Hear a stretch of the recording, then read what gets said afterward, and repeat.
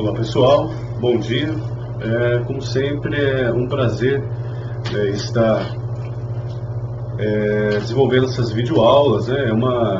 É uma necessidade, sim, lógico, né? Não é para simplesmente me aparecer, adquirir um espaço aí nessa mídia digital, não é isso, né?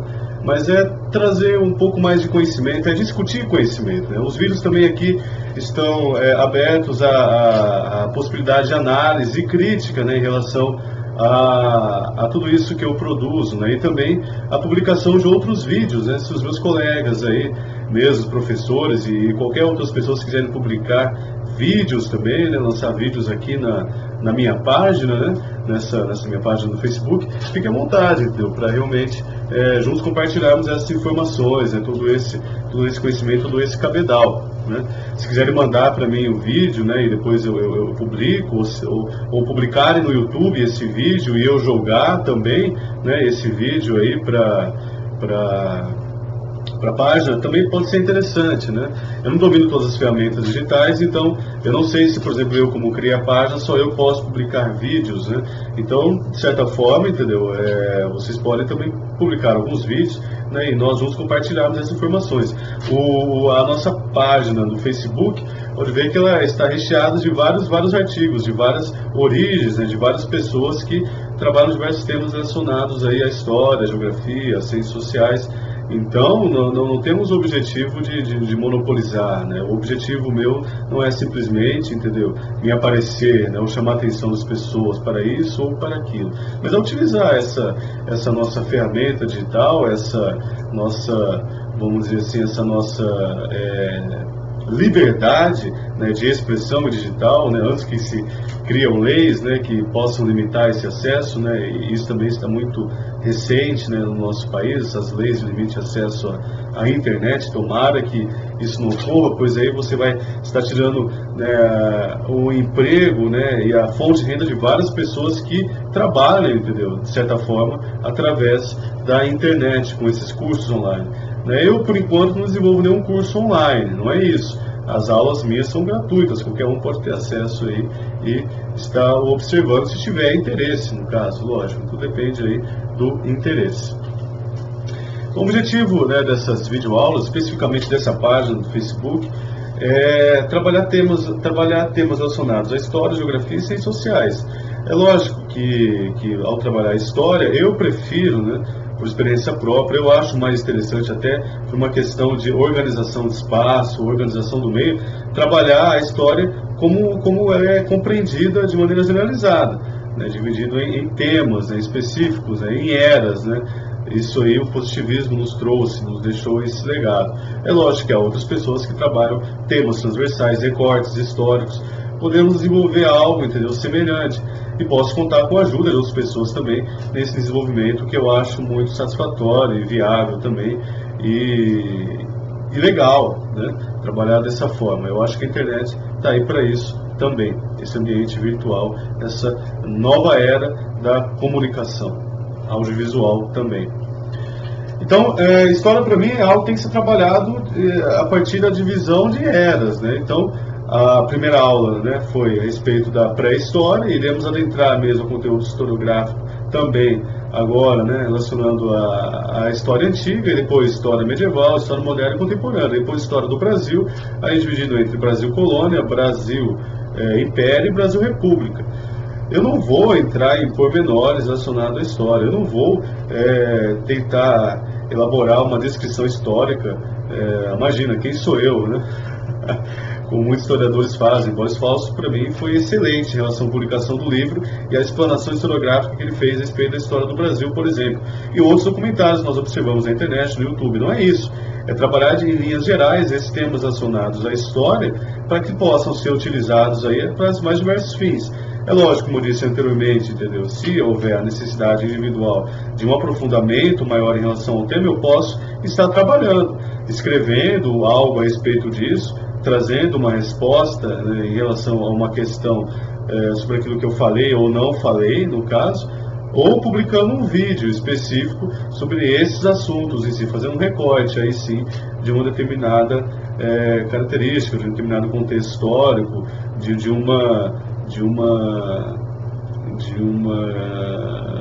um período histórico, de uma característica, de um momento histórico específico, ou geográfico. A minha formação é história com habilitação à geografia.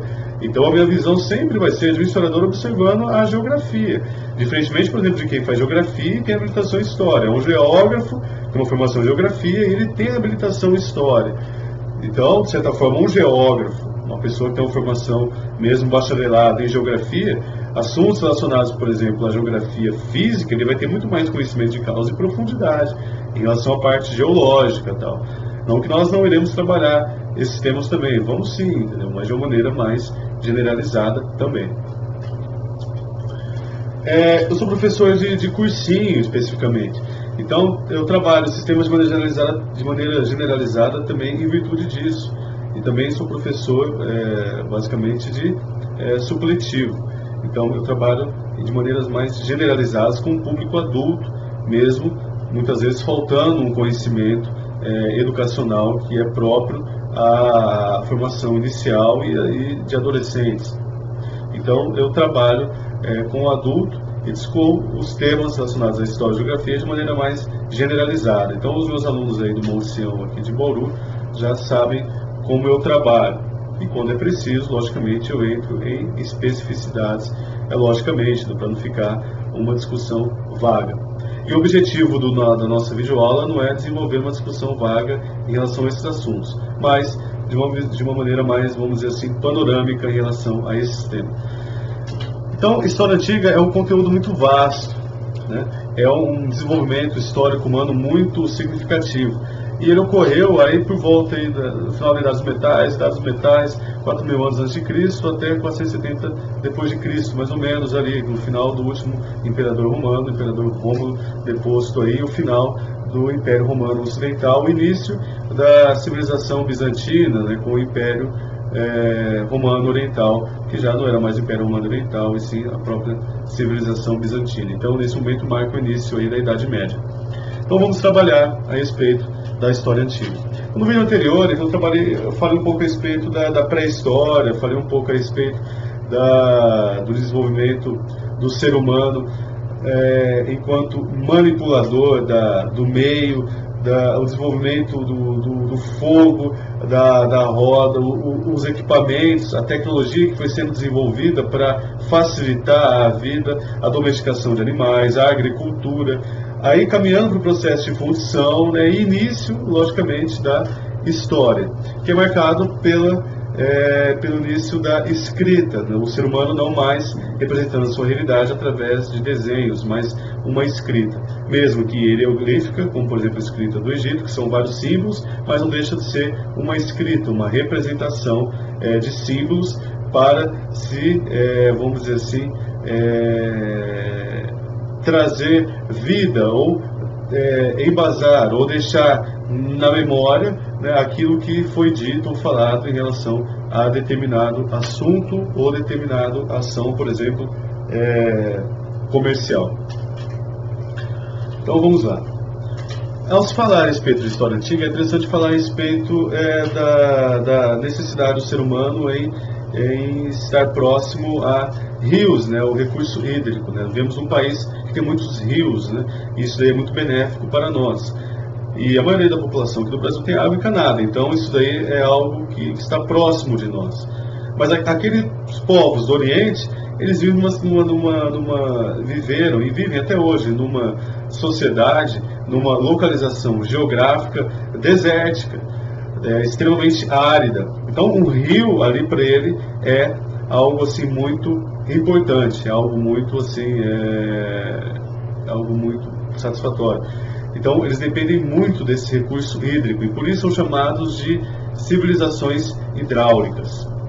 Então essas civilizações hidráulicas elas nasceram a partir desses rios. Na Mesopotâmia, a princípio, do Tigre e Eufrates, a civilização chinesa, nos rios Yangtze, Kiang, Huanghe, a civilização indiana, por exemplo, no rio Ganges, o rio Nilo, ali no Egito. Então observamos essa necessidade hídrica para a manutenção da vida. Através dos rios você pode se utilizar do processo de irrigação e cultivar produtos agrícolas, gêneros agrícolas, o trigo, o arroz, gramíneas que fazem parte da nossa alimentação, os frutos dessas gramíneas, que fazem parte da nossa alimentação. Você pode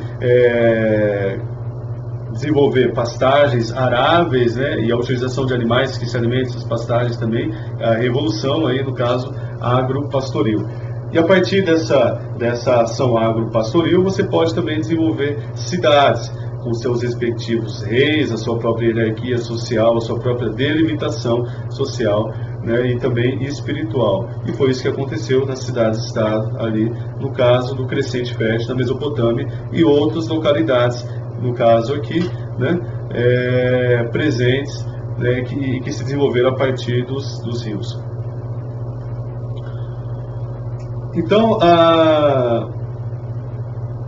as cidades-estado, principalmente no início, no caso aqui na Mesopotâmia, por exemplo, elas eram constituídas por um rei, por uma classe sacerdotal que detinha poderes também e privilégios, por nobres, que faziam parte desses reis, e por servos e escravos, que de certa forma aí, faziam parte aí do braço servil que trazia manutenção a essas cidades, as construções que eram realizadas, os trabalhos que eram realizados, a sustentação dessa classe privilegiada. Então, durante toda a história, iremos observar essa luta de classes, essa ação, vamos dizer assim, dicotômica, entre uma elite, que se beneficia sobre um trabalho excedente, que sustenta essa classe, essa elite que é, de certa forma, defendida, principalmente essa sociedade, essa realidade defendida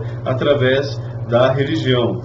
E no caso, a princípio, esses povos eles eram politeístas, eles tinham vários deuses, não era simplesmente um deus. Então, o monoteísmo também foi uma diferença, algo interessante que ocorreu aí durante essa civilização oriental e acompanhou também, no caso aí, a antiguidade clássica durante, aí no caso aí, toda essa formação da antiguidade, no caso.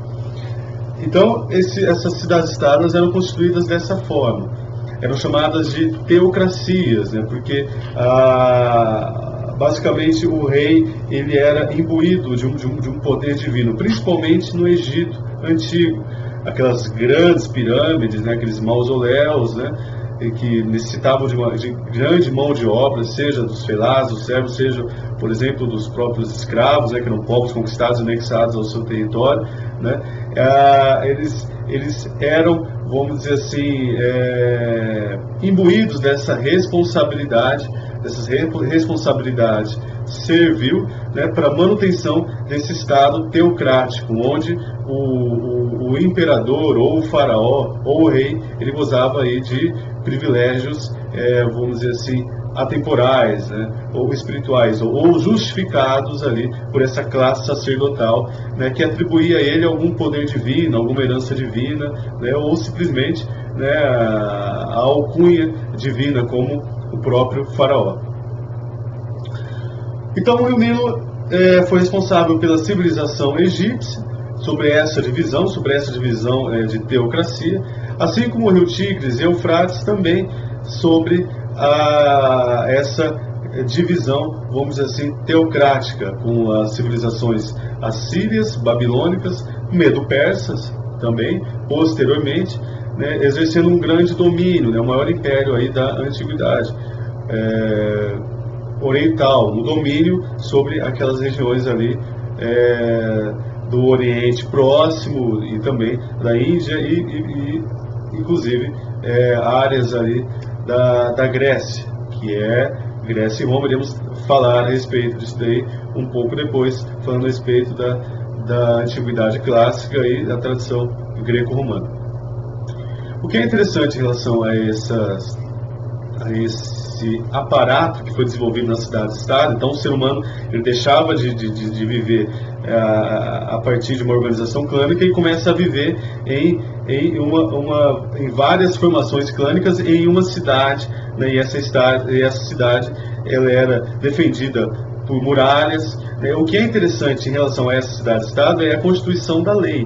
Então a lei ela entra aí como um elemento, né, chave, né, para que essas pessoas pudessem viver, né, sem atritos, sem barbárie, sem guerras entre si, né, regidos por uma constituição, por uma legislação, por uma formação legal, né, que recebia um caráter divino para que as pessoas não pudessem desobedecer. E o mais interessante, né, quem desenvolveu esse conjunto legal, esse aparato legislativo aí nessas cidades-estado aí nesse período histórico aí de 2 mil anos antes de Cristo, foi o Hammurabi, esse rei aí assírio, né, mesopotâmico, que desenvolveu um conjunto de leis, conhecido como a Lei de Talião, que eram bem práticas, né, aquilo que você faz, você recebe, não faça ao outro aquilo que você não queira que façam a você.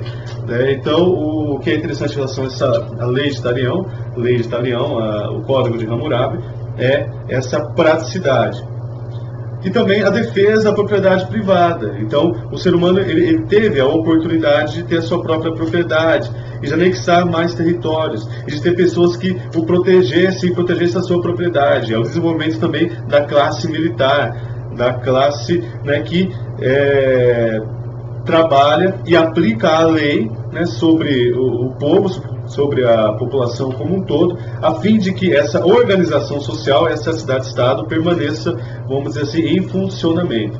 Então, um elemento central em relação a essas cidades-estados é a formação legal, é o corpo jurídico, né, é o corpo legislativo, né, relacionado sempre a um Deus, ao culto ao Deus, aquilo que agradava aos deuses, de certa forma, agradavam também à sociedade e beneficiavam aqueles que estavam no poder. Então mantinha a ordem das coisas. E a princípio, essa organização legal estava, vamos dizer assim, embasada sobre uma concepção politeísta. Então isso daí marca o início das civilizações, vamos dizer assim, orientais, da Mesopotâmia, e das civilizações aí da Antiguidade.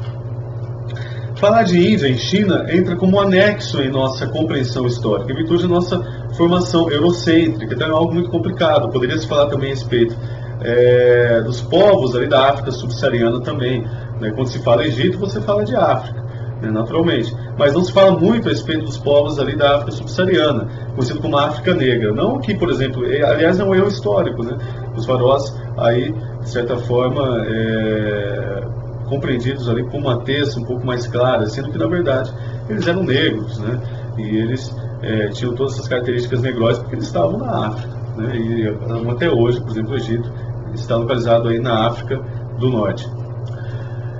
Então, falar, por exemplo, de Índia, né, fala um pouco a respeito da formação da sociedade indiana a partir do rio Ganges também, dos Vedas, né, dos livros sagrados da Índia, né, da formação de castas, né, que é resultado de um processo de dominação de um povo sobre outro povo, e a justificativa que eles dão e deram, entendeu, a essa dominação, né, encontra-se nesse regime de castas. Aí você não pode agir contra o regime de castas, porque você vai estar desafiando a autoridade de um deus. Isso na Índia, vamos dizer assim, principalmente na Antiguidade e antes da dominação britânica, porque hoje em dia na Índia, isso é nítido, observável através dos livros, a realidade da sociedade indiana, ela não vamos dizer assim, está embasada totalmente sobre esse regime de castas, né? Mas ela também se desenvolve de uma maneira mais, vamos dizer assim, contextual. E a China, basicamente sobre o rio Yangtze, Huanghe também, né? E desenvolvendo-se a partir da dominação de uma dinastia, a dinastia Han, sobre as demais etnias, vamos dizer assim, que se encontravam na China, e a centralização política no meio, né, da China. Então houve um processo de dominação estrutural sobre aquele grande continente indiano, e nós observamos, né, essa formação imperial, ali também uma teocracia, né, na Índia, né, ela também fazendo parte da própria revolução cultural, e hoje em dia essa centralização do poder. Hoje em dia é o Partido Comunista que tem essa centralização de poder e não abre mão do seu território e dessa centralização de poder também. Então, isso é um pouco da antiguidade oriental. Falar a respeito da antiguidade é falar um pouco a respeito da antiguidade oriental e falar também a respeito da tradição greco-romana. Eu esqueci de citar, e vou falar um pouco a respeito também aqui, inclusive isso aí faz parte da própria formação também greco-romana, ou judaico-cristã também. É interessante falar um pouco a respeito da civilização hebraica. Então todos nós aí, né, de certa forma, temos essa influência judaica em nossas vidas, judaico-cristã, a partir do cristianismo. Então, basicamente, somos um povo cristão, né? O Ocidente, basicamente, ele tem essa tradição cristã. E essa herança cristã, ela está embasada onde? No judaísmo, né? E os judeus, eles são descendentes de uma tribo, no caso aí de uma tribo dos hebreus, a tribo de Judá. Então é interessante falar um pouco a respeito da civilização hebraica. E o que mais marca na civilização hebraica? O início do monoteísmo. Então, durante todo o processo histórico, você não via essa característica central do monoteísmo, né, no caso aí, cristalizado, né, organizado na civilização hebraica. Então, isso daí foi muito interessante e vivo, né, e significativo na formação da cultura hebraica, da tradição hebraica e da própria espiritualidade, do ethos, né, hebraico.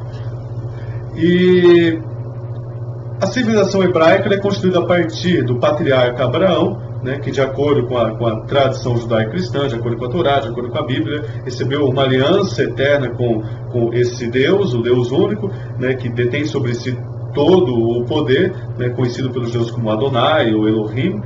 Esse Deus, ele fez uma aliança com Abraão, e essa aliança eterna deu origem a todo o povo hebreu, que foi escravizado no Egito durante 400 anos e depois conquistou Canaã.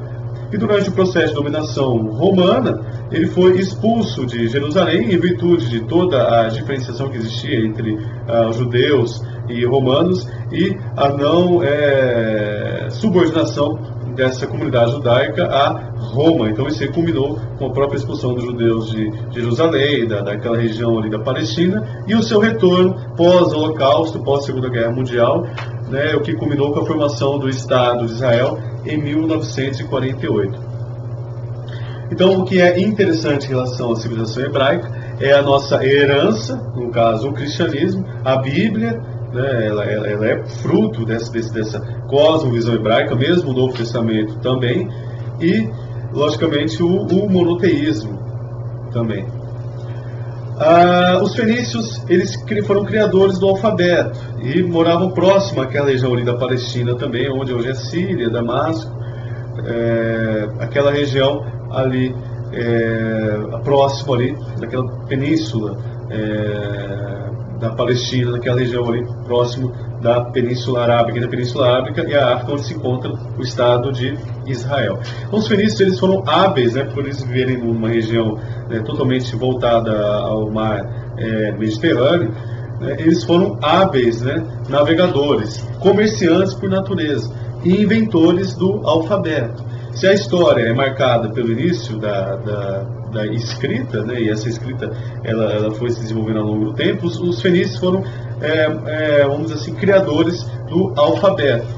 E isso foi muito legal, interessante e, vamos dizer assim, significativo, porque esse alfabeto ele foi responsável pela organização, sim, de todos esses acordos, todas essas relações comerciais que eles desenvolveram, e também pela própria organização histórica. Ficou muito mais fácil as crônicas dos reis, as histórias, né, os livros religiosos e tudo aquilo que foi sendo realizado a partir dessa revolução, que não deixa de ser uma revolução, né, a partir dos fenícios, que foi essa revolução alfabética também. Vamos falar um pouco a respeito de Grécia e Roma, né, e desse legado, né, que nós herdamos de Grécia e Roma. Vamos lá falar a respeito disso. Bom, a Grécia, né, ela é resultado da dominação, né, e da colonização daquela região onde se encontra a Grécia, as ilhas gregas, né, a Grécia é formada por um conjunto de ilhas. A diferença é que na antiguidade esses conjuntos de ilhas eles eram formados por várias cidades-estado, não era um conjunto só, não era um único país, e sim várias cidades que tinham um rei. O que é interessante nessas civilizações da antiguidade, né, até mesmo antes de Roma, é que cada, por exemplo, cidade tinha um rei específico, eram locais pequenos, de administração pequena, e existia-se um rei e todo um aparato de nobreza sobre aquela cidade. E na Grécia não foi diferente em relação às ilhas gregas, em relação às cidades gregas, né? Basicamente sobre o Peloponeso, né, e sobre a região da Ática, aquela região ali onde se encontra a Grécia, entre o Oriente e o Ocidente. Então, os gregos eles foram responsáveis por transformar, por dar nova vida. Todo aquele conhecimento que foi desenvolvido no Oriente em relação à filosofia, em relação à ciência como um todo, em relação à música, em relação à arte, em relação à matemática, eles são responsáveis por transformar todo aquele conhecimento, né, em algo novo, em algo muito mais vivo. E também responsáveis por desenvolver um aprofundamento na filosofia, na arte também, na matemática, na música, em todas essas áreas do conhecimento, na medicina. Então os gregos eles foram mestres em desenvolver todo esse conhecimento, toda essa característica, na anotação, na organização de todo esse conhecimento também, de sua própria biblioteca. Então os gregos foram mestres em relação a isso. O que é interessante em relação à Grécia é a diferença que existia entre Atenas e Esparta. Então Atenas ela é berço da democracia. Então o que é a democracia? A democracia ela é a vitória sobre a tirania, né? Um governo que foi desenvolvido na Grécia para centralizar o poder sobre uma única pessoa para que se evitasse conflitos, né? E Clístenes foi o pai aí da democracia enquanto governo para todos. No caso aí, um governo mais popular, entre aspas, né? Porque ser cidadão grego naquela época não é, vamos dizer assim, o que é ser cidadão nos nossos dias. Então contemplava poucas pessoas. Mas basicamente a democracia é algo que traz aí uma organização, vamos dizer assim, mais livre, mais popular, mais descentralizada, ou que privilegia várias, vamos dizer assim, posições, opiniões, enfim, isso é democracia. Mas além da democracia, os gregos também, logicamente, foram mestres na filosofia, como disse anteriormente, né? E na própria culto, valorização e práticas, por exemplo, de exercícios, lutas, enfim, os gregos foram mestres em várias áreas e ações do conhecimento. Atenas foi responsável por isso daí, inclusive da sua frota marítima. Esparta, extremamente militarista, não se preocupava muito com isso. Essas cidades elas se voltavam muito entre si. E na Guerra do Peloponeso, essas cidades, elas de tanto se degladiarem, elas acabaram enfraquecendo toda essa estrutura grega, e mesmo a Esparta sendo vencedora com o seu exército. Foram dominados pelos persas, depois posteriormente pelos romanos, né, e nos deixaram um legado, né, de grande desenvolvimento e conhecimento, né, do mundo, né, como um todo em si, né, um legado, vamos dizer assim, imensurável em relação ao Ocidente, em relação a tudo que se possa, vamos dizer assim, imaginar. Os romanos eles desenvolveram-se a partir de uma organização, vamos dizer assim, diferenciada. Os gregos fizeram parte da sua concepção. Então os romanos é resultado, né, da formação dos povos, né, de povos gregos, etruscos e latinos, né, e Roma pode ser dividida entre a Roma monárquica, né, onde os etruscos exerciam um domínio sobre os povos latinos, né, e gregos, enfim, sobre Roma. Roma senatorial, né, a República Romana, formada pelos senadores, e com 2 cônsules e tal, e depois, posteriormente, a Roma imperial. Então, o que nós conhecemos mais e o que nos é, vamos dizer assim, nos é mais observado, né, em relação à característica de Roma é a Roma imperial, onde se organizou os impérios romanos e onde se desenvolveu também o cristianismo, né, uma seita judaica, né, e nesse momento Roma passava da transição de Otávio Augusto para Tibério, e durante essa organização dessa seita judaica, né, ocorreu aquilo que se desenvolveu em Roma séculos depois, após perseguição aos cristãos, em virtude da grande diferenciação que eles tinham. Os cristãos monoteístas, os romanos politeístas.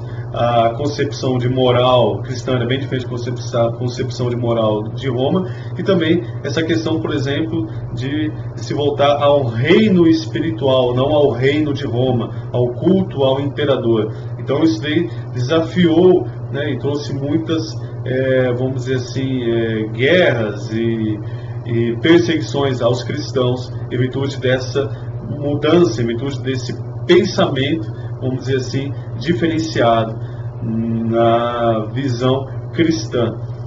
Então, os cristãos, ao passar do tempo, né, a princípio entre as comunidades mais pobres e as mulheres, ao passar do tempo ele foi se desenvolvendo, se estruturando dentro do Império Romano, né, e principalmente sobre a cidade de Roma também, o que forçou e levou o imperador Constantino, e muitos atribuem, os historiadores atribuem essa ação dele ao sonho que ele teve, né, sobre a conquista que ele exerceria, né, e domínio sobre todo o Império Romano a partir do símbolo, né, cristão sobre o seu escudo, né. Ele anexou o cristianismo ao Estado e decretou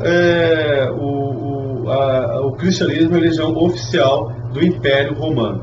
A partir daí, Roma, ela, vamos dizer assim, não era mais pagã e começava aí uma nova fase, vamos dizer assim, cristã do Império Romano. Isso daí foi crucial para o desenvolvimento de toda a Idade Média, e nós iremos observar isso quando discorremos a respeito da Idade Média.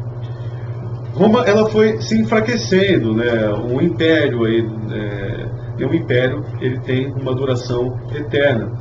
E essa, não só a questão do cristianismo, a não divinização do imperador, mas a falta de mão de obra para manutenção da vida romana, o emprego de mercenários, pessoas, vamos dizer assim, que não eram romanas, ao exército e propriamente também a cidadania romana, a não consolidação de todo o vasto Império Romano. Era difícil administrar todo esse império também.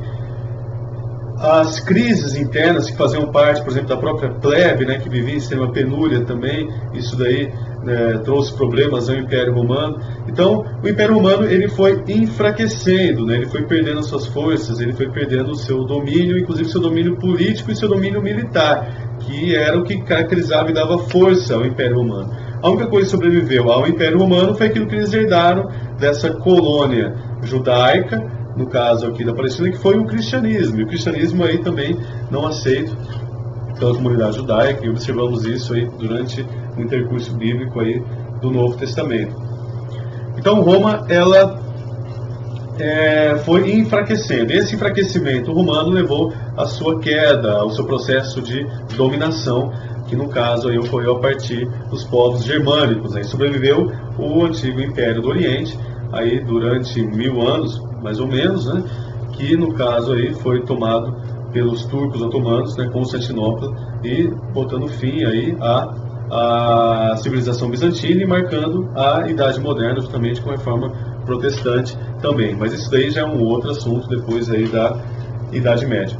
Então, o que é interessante em relação a Roma, o que eles deixaram de legado, fora, né, o cristianismo, fora, por exemplo, as estradas, fora as esculturas, fora a arquitetura, fora aquilo que eles receberam dos gregos e nos deixaram legados, fora o alfabeto latino, é o direito, né? É a maneira de se administrar a república, né?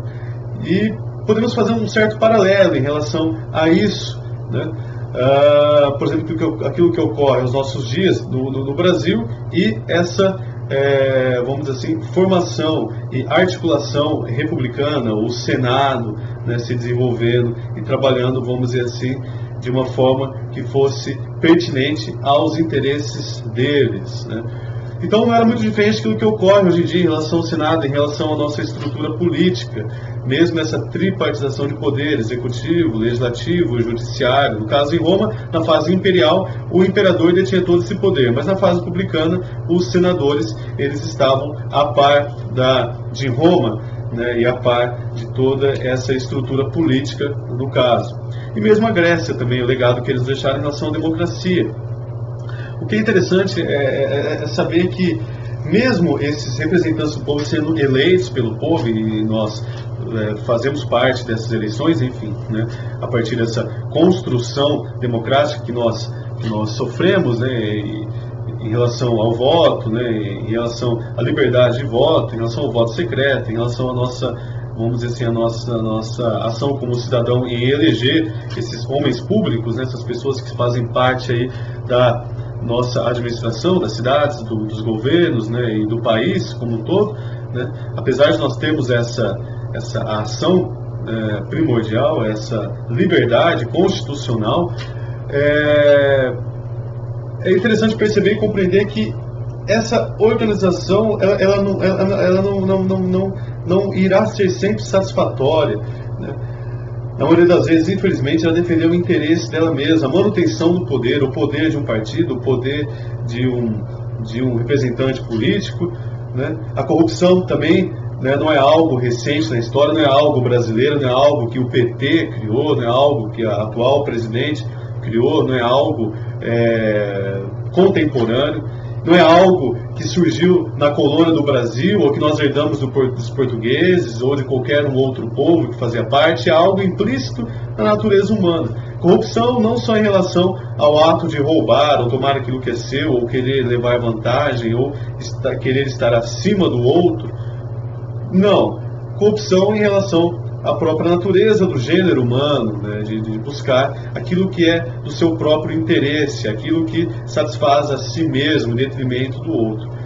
Então, o que nós podemos, vamos dizer assim, observar em relação a essa vamos dizer assim, solução, entre aspas, porque não há realmente uma solução em relação a tudo isso, é o ato da pessoa se desprender e pensar no outro, às vezes mais do que em si mesmo. Se os políticos pensassem naquilo que eles desenvolvem, o papel principal, primordial que eles desenvolvem, que é representar o povo, a nação e administrar esse nosso país, pensar no outro, não em si mesmo, com certeza as coisas seriam diferentes, né?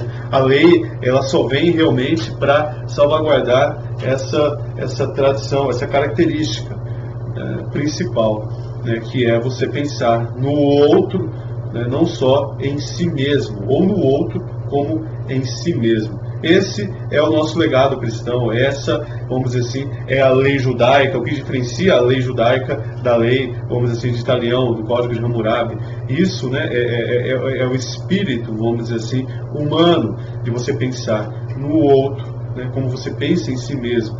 Se todos corressem essa temática, essa ética, esse princípio universal, com certeza, né, o mundo seria um lugar melhor e bem diferente. Bom, pessoal, essa é a aula dos nossos dias. Estendemos um pouco os comentários, né, e o horário. E eu agradeço a participação de todos. Faço o convite aí para que as pessoas publiquem alguns vídeos ou lancem os vídeos no YouTube, aí peçam para mim colocar também esses vídeos e alguma outra coisa também na página. Fique à vontade e também os comentários fiquem à vontade. Obrigado a todos, vamos que vamos e até a próxima.